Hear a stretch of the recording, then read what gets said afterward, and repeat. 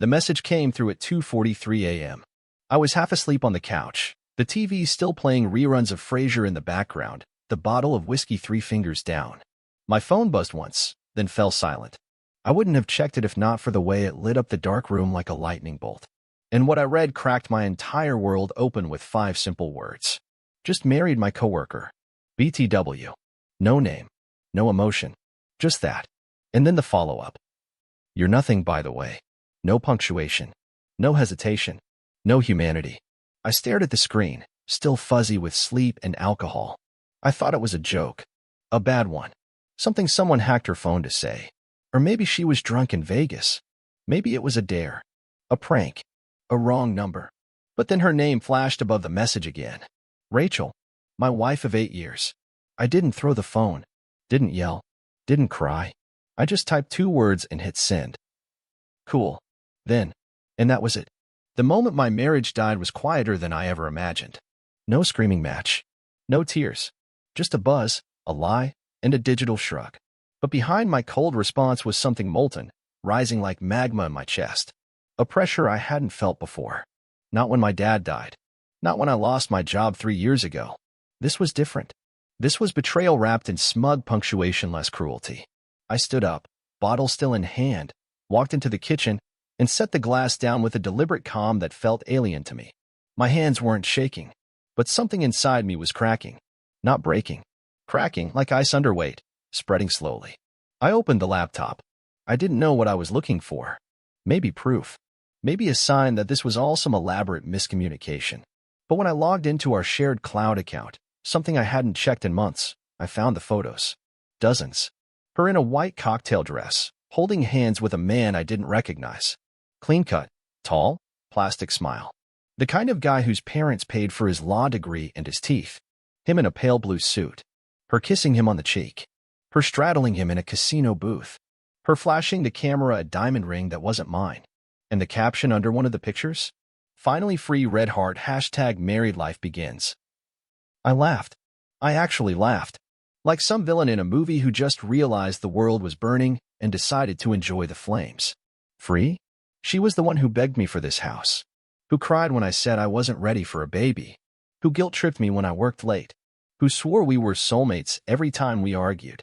And now, in the middle of a random night, without a call, without a goodbye, she was posting hashtags like a teenager who just graduated prom. I clicked through more photos. Found one from earlier that night. Her in a tight red dress, one I'd never seen before. Captioned, "Last night as a single lady. Let's go fire." I scrolled further. Found older ones. Hidden folders. Screenshots. Text messages between her and Greg, her coworker. Turns out, Greg wasn't just a coworker. He was the guy she'd been flying to conferences with. The man behind her sudden gym obsession. The reason she had started wearing lingerie to bed, only to turn away from me an hour later, saying she was tired. Suddenly, everything made sense. Every fake smile. Every deflection. Every time she said, "You're being paranoid," or, "I would never do that to you." Lies. All of it. She was already gone, wasn't she? Long before that text.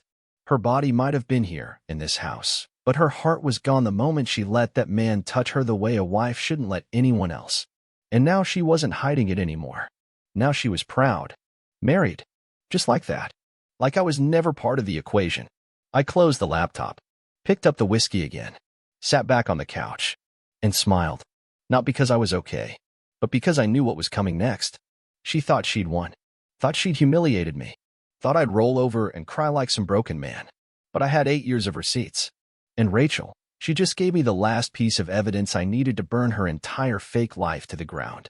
I didn't sleep that night. Instead, I spent the next few hours combing through everything. Emails, bank statements, receipts, cloud backups she clearly forgot I had access to.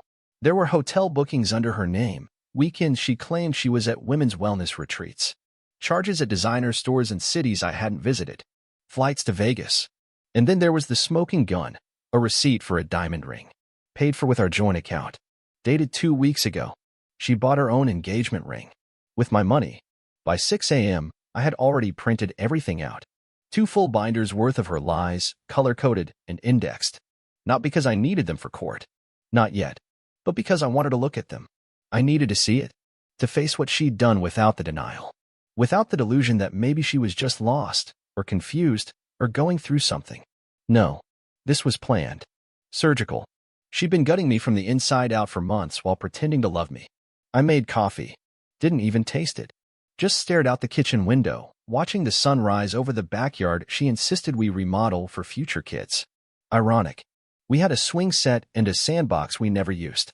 She made me build them after a pregnancy scare that turned out to be a lie, too. Said she wanted to prepare. All part of the act. Around 7:30, the front door opened. I froze. Rachel had a key, but she was in Vegas. Married. Posting selfies. Then I heard footsteps. Light. Hesitant. Mark, came a voice.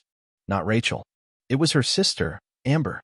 Amber, the one who used to tell me, I don't know how you put up with her. She stepped into the kitchen, confused, holding a manila envelope. She looked at me, then the folders spread out across the counter. I saw Rachel's post, she said. I didn't know if it was real. Oh, it's real, I said, sipping coffee. She got married last night. I got the wedding invitation via text. Amber looked pained, almost ashamed. She told Mom you two were having problems. That you were emotionally distant. That you might have been, seeing someone else. I snorted. Of course she did. She slid the envelope across the table toward me. I didn't want to bring this, but she asked me to deliver these. Divorce papers. Already filed. Pre-signed. She said all you had to do was sign, and she'd make it painless. I didn't touch the envelope. Just stared at her. Not with anger, more like disappointment. And you agreed to be her courier? Amber looked down. I didn't know what else to do. She said she'd block me if I didn't. I nodded. That sounded like Rachel. Manipulative even in her absence. I finally reached for the envelope and opened it. Inside, legal documents, notarized, typed up weeks ago. Apparently she'd been planning this wedding while still legally married to me. That was interesting. Maybe even criminal. She said she wanted a clean break, Amber whispered. Said you'd understand. I looked at Amber. I steady. Tell her I do understand. Perfectly. She left soon after. I didn't blame her. She wasn't the enemy. Not really. She was another piece on Rachel's board, just like I had been. Used when convenient, discarded when not. By noon, I had made 5 phone calls. One to my lawyer, who laughed when I read the text aloud. One to the bank, to freeze all joint accounts. One to my cousin Jason, a real estate agent. I told him the house would be going on the market immediately. One to my boss, to let him know I'd be taking a couple days off but would be back stronger than ever. And the 5th? That one was to Rachel's new husband.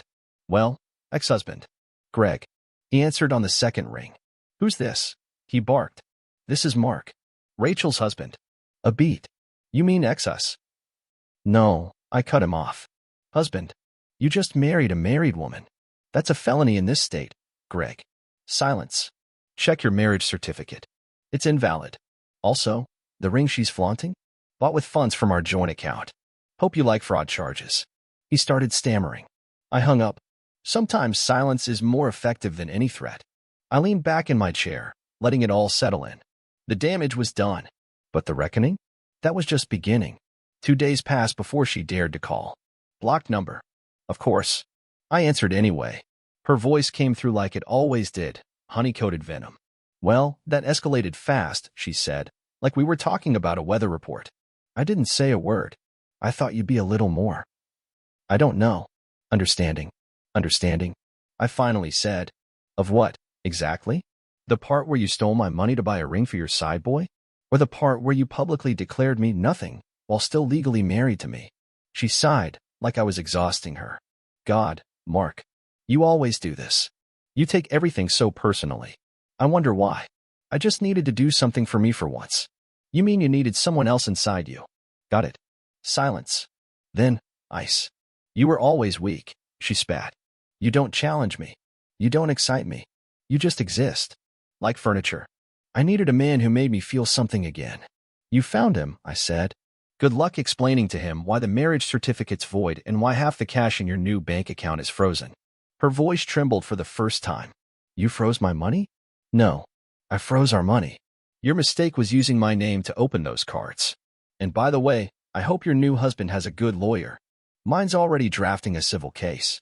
The mask cracked then. You're seriously going to ruin me over this? I'm not ruining you, Rachel. I'm just handing you the mirror.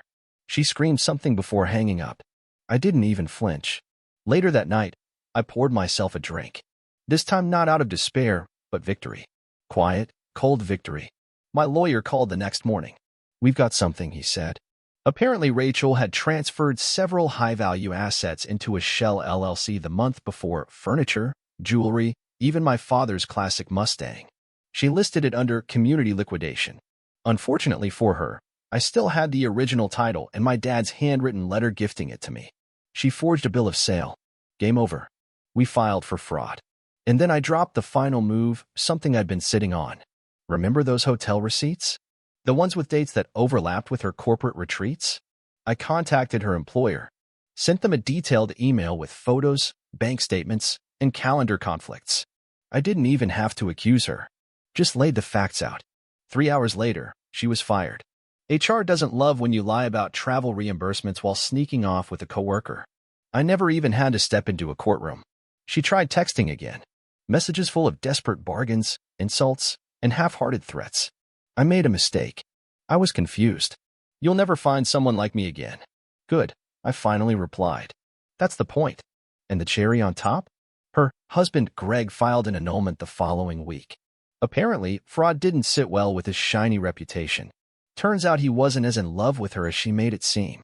Rachel was now unemployed, publicly humiliated, divorced twice in 1 week, and living out of her mother's basement because the lease on her apartment? I had co-signed it when we were still together, and I pulled my name. She got 30 days to vacate. Meanwhile, I was already setting up a new chapter. Clean apartment. No shared accounts. No ghosts in the closet. Just me, my dog, and a fresh start. The silence was intoxicating. No guilt. No eggshells. No manipulation. Just peace. But I wasn't bitter. Not anymore. There's something beautiful about watching someone try to destroy you and failing, especially when they think you're already broken. Rachel tried to bury me. What she didn't realize was that I was the ground. It's funny what you remember when everything goes to hell.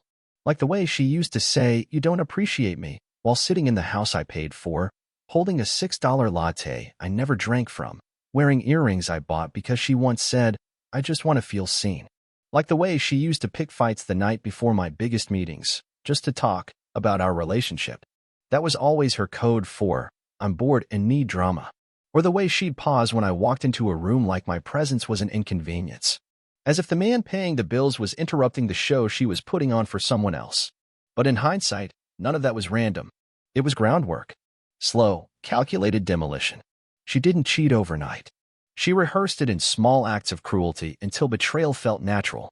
The part that still made my jaw tighten wasn't the cheating. It was how easily she tossed everything aside, like our history had been some boring prelude to her real life. No apologies. No remorse. Just a text at 2:43 a.m. I hadn't told my parents yet. That was next. I knew my mom would cry. Not because she loved Rachel, but because she believed in the idea of us. We were the couple that made it through the pandemic. The ones who got matching tattoos after year 5. The ones who sent handmade holiday cards with scripted cursive and fake snowflakes. We looked perfect. Right up until she eloped in a white dress and deleted me from her Instagram bio. I remember standing in the bedroom one afternoon, staring at our wedding photo one I hadn't taken down yet. Rachel was laughing in it, eyes closed, leaning into me like she meant it. But now I knew better. That wasn't love in her eyes. That was control. Possession. I took the photo down. Not out of spite. Out of clarity. Keeping it there felt like leaving a wine glass on the edge of a table in an earthquake zone. You learn to secure the fragile things. Or you learn to throw them out. That same week, I got a call from someone unexpected. Her dad. "Mark," he said, low and tense. I heard. I'm sorry. I waited. He used to adore Rachel, always saying she was too smart for the world. "I don't know what happened to her," he said. "She hasn't called me. Not once. She's probably busy crafting a new lie," I replied. He let out a long breath. "She always needed more attention than we knew how to give." "Yeah," I said. "That's probably the only honest thing in all of this." He didn't defend her. Didn't ask me to forgive her. He just said, "If you need anything, anything at all, you were the best thing that ever happened to her." And then he hung up. That night, I did something symbolic. I pulled all her clothes from the walk-in closet, the dresses, the coats, Even the little black clutch she swore was vintage. I packed it all neatly. No rips, no theatrics. Just order. Just finality. Then I had it delivered to her mother's place. No note. No anger. Closure doesn't always look like closure. Sometimes it looks like cardboard boxes and silence. Weeks passed. People started finding out. Friends called. Some were shocked. Others not so much. She always flirted too much, one said. She hated being second in a conversation, another admitted. Funny how honesty shows up after the fall. Then one afternoon, I got a handwritten letter in the mail. No return address. Just 2 lines. You'll never understand why I did it. But I don't regret it. No signature. But the handwriting? Rachel's. I didn't respond. Didn't need to. That letter was a confession disguised as defiance. And I was done with her theater. I folded the paper once, placed it on the grill, and lit a match. It curled black at the edges and vanished into nothing. Just like her promises. There's a strange kind of peace that comes after the storm. Not relief. Not joy. Just a muted stillness, like your soul has gone deaf for a while and it's not sure if that's a good thing or not. I spent the next few weeks rebuilding my life in small, boring ways. I changed all my passwords. Closed accounts we once shared. Got a new bed, because no matter how many times I changed the sheets, I still felt her perfume on the pillows, like some ghost of deceit that wouldn't leave. I started eating dinner at the table again. Just me. No passive-aggressive silence. No fake smiles. No cold glances over salad and wine. Just peace. Heavy, thick peace. The silence at first was loud. Too loud. But then I started to appreciate it. No more walking on eggshells. No more pretending. I didn't have to justify who I was to someone trying to mold me into her idea of a better man, a man who earned more, said less, and smiled on cue. One night, I was scrolling through my phone and came across an old video of us. It was during a road trip to Big Sur, maybe 4 years ago. She was laughing in the passenger seat, hair blowing everywhere, singing horribly off-key. Back then, I thought it was the most beautiful sound in the world. I watched it twice. Then I deleted it. Not because I hated her, but because I didn't believe that laugh anymore. That video was a lie pretending to be a memory. I needed space for real memories now. I went back to therapy. Not because I thought I was broken, but because I didn't want to become the kind of man who mistrusts everyone. Rachel didn't deserve to shape how I treated the next woman who'd walk into my life. If there ever was one. The therapist asked me, "What do you want to feel again?" And I said, "Safe." It wasn't about revenge anymore. That part was over. I'd already torched every bridge she thought she owned. The money? Gone. Her fake marriage? Annulled. Her reputation? Burned. Now I was after something quieter. Something harder. Wholeness. And maybe, eventually, peace. It came in flashes. Like when I walked by the bakery down the street and didn't think about how she used to force us to take couples photos every Sunday morning with croissants in hand, acting like we were one of those curated Instagram couples. Like when I stopped checking her socials. Stopped asking mutual friends how she was doing. Stopped caring if she was miserable or finding herself. She had already lost the only version of herself that was ever real. The one I believed in. And one afternoon, about 2 months after the text that ended it all, I ran into Greg. Yeah, that Greg. He was standing in line at a coffee shop, alone, looking like someone had punched the soul out of him. I almost didn't say anything, but he noticed me. His face drained of color. I walked up beside him, looked him dead in the eye, and said, "Tell me, was she worth it?" He stared at me for a long second, then said, "No." That was it. No excuses. No defense. Just truth, bare and bruised. And for the first time since this all began, I smiled. Not out of spite. Out of closure. Because I realized, standing there with my ex-wife's discarded trophy of a man, that I hadn't just survived Rachel. I had outgrown her. And that was the real victory. A few weeks later, I got a text from an unknown number. "I heard you're doing well. Must be nice." No name, but I knew the rhythm of her sarcasm like the back of my hand. Rachel. Still watching. Still waiting for a reaction she wouldn't get. I didn't reply. That was the thing about her. She fed on attention like oxygen. Take that away, and the fire dies. I wasn't angry anymore. I wasn't hurt. What I felt was harder to define. Maybe it was pity. Maybe indifference. But mostly it was just distance. The kind that builds not in miles, but in truth. And the truth was, I didn't recognize the woman I married anymore. Maybe I never really knew her. Maybe she was always the kind of person who would trade loyalty for adrenaline, love for convenience, marriage for a cheap thrill in a Vegas hotel. But that wasn't my burden now. My burden was finally gone. I had started running again. The air hit differently now, cooler, cleaner. I used to run to escape. Now I ran to feel alive. No more coming home to cold stares and fake hugs. No more arguments over made-up problems. Just sweat, pavement, and breath. One morning, during a run, I passed a couple walking their dog. She laughed at something he said, leaned into him, and kissed his cheek. And for the first time, it didn't stab. It didn't remind me of what I'd lost. Because I didn't lose Rachel. I escaped her. That night, I sat on my balcony, watching the sun drop behind the city. I thought about all the things I never said when I should have. All the times I bit my tongue to keep the peace. All the lies I swallowed just to believe in something that never really existed. And I realized something that hit me harder than any of her betrayals. I had loved her more than she ever loved herself. And that was the real tragedy. Not the infidelity. Not the manipulation. Not the wedding in Vegas. It was that I gave her real love, and she gave me performance. She could mimic loyalty, imitate passion, fake connection. But she could never be those things. Because she didn't know how to receive love without trying to control it. Break it. Bend it to her ego. She needed a man she could destroy so she could feel powerful. She married one in Vegas. And now? Now I was rebuilding. I picked up my old journal again. The one she used to mock. You and your deep thoughts, she'd laugh, sipping wine and scrolling through Instagram. But that journal held pieces of me she never earned. I flipped to a blank page, took a breath, and wrote. I'm not angry anymore. I'm awake. There was no epiphany. No explosion of closure.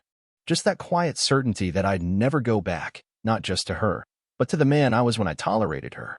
The man who questioned his worth every time she withdrew affection. The man who believed that loving someone meant enduring their cruelty. The man who accepted crumbs and called it dinner. That man was gone. And in his place? Me. Fully. Finally. Enough. I didn't plan on meeting anyone new. That wasn't the goal. At first, it was just about surviving, breathing without her shadow in the room. But then the world started opening up again, piece by piece, like sunlight leaking through a cracked door. Her name was Claire. We met at a bookstore of all places, one of those quiet local spots with handwritten staff notes under every title and the smell of old paper stitched into the walls. I was standing in front of the psychology shelf, thumbing through a book I had no intention of buying, when she spoke. That one's overrated, she said, pointing to the hardcover in my hands. Everyone quotes it, but no one lives it. I looked up. No pretense. No performance. Just a woman with curious eyes and a disarming smile. She wasn't loud. She wasn't trying to be noticed. She just was. Present. Real. And I hadn't realized how starved I was for that until that exact moment. We talked. About books. About cities we wanted to visit. About music. She told me she played piano. I told her I used to write poetry but kept it hidden because I didn't want to be laughed at. She didn't laugh. She asked to read one. I didn't give her one that day. But I remembered which one I would if she ever asked again. I didn't tell her about Rachel. Not right away. Claire deserved my attention, not my damage. But I wasn't hiding either. When I did tell her, weeks later, she didn't flinch. She just said, it says more about her than it does about you. And just like that, I felt something loosen in my chest. She never asked to fix me. She just listened. That was new. That was rare. I didn't fall in love immediately. I didn't even want to use the word. But there was something about the way she carried herself that made me believe, for the first time in a long time, that maybe good people still exist. That maybe love isn't supposed to feel like a test. One night, we were walking home after dinner, and she reached for my hand. No fanfare. No setup. Just fingers curling into mine like it was the most natural thing in the world. And I didn't pull away. Because in that small, quiet gesture, I felt something I never once felt with Rachel. Safety. No agenda. No performance. Just connection. I still had scars. That wouldn't change overnight. There were moments I still flinched when someone raised their voice, even if it was just a joke. Times I caught myself explaining too much, apologizing too fast, second-guessing myself in situations I used to handle with ease. Rachel left her fingerprints on my mind, not just my heart. But Claire didn't rush me. She made room. And with every day that passed, I gave her more of me, not the shattered pieces, but the gold I'd forgotten I had buried underneath. And the more I gave, the more I saw myself coming back. Not the man who was betrayed, Not the man who was broken, but the man who survived it all and still had something left to offer. And that's the most powerful thing I've ever become. It happened on a quiet morning, months after the fire had gone out and the smoke had cleared. I was sitting on the edge of a cliff trail just outside the city, drinking coffee from a thermos, legs dangling over the rocks. The sun was crawling up from the horizon like it had nowhere to be. No rush, just rising, as it always does. And I realized something. I wasn't thinking about Rachel, not her voice, not her betrayal, not the wedding in Vegas or the text message that ripped my world open. Nothing. It wasn't even that I'd forgiven her. I hadn't. It just didn't matter anymore. She was a lesson, a scar, not a wound. Something that once hurt like hell but had long stopped bleeding. I'd made it through the storm and found myself standing on solid ground, not because I was stronger than her lies, but because I finally learned that survival doesn't mean staying. It means leaving when your soul is being slowly erased. And it means rebuilding, piece by careful piece, without waiting for an apology that will never come. Some days still catch me off guard. A song, a smell, a memory I didn't choose to remember. But I let them pass now, like distant cars on a road I'm no longer traveling. I have new photos on the wall. Ones where the smiles are real. Ones not curated for approval or designed for others to envy. Just moments. Honest ones. Claire's there sometimes, but not always. Because this isn't her story. This is mine. The story of how I was betrayed and didn't break. How I was discarded and didn't disappear. How I was called nothing and proved that nothing is where every masterpiece begins. So if you're reading this, whoever you are may be in the middle of your own mess, wondering if it ever gets better. It does. Not all at once. Not with fireworks. But with quiet, stubborn hope. With getting up. With choosing yourself. With knowing that the end of their story is the beginning of yours. And sometimes the most powerful thing you'll ever say to someone who tried to erase you is exactly what I said that night. Cool. Then. And then you walk away. And never look back.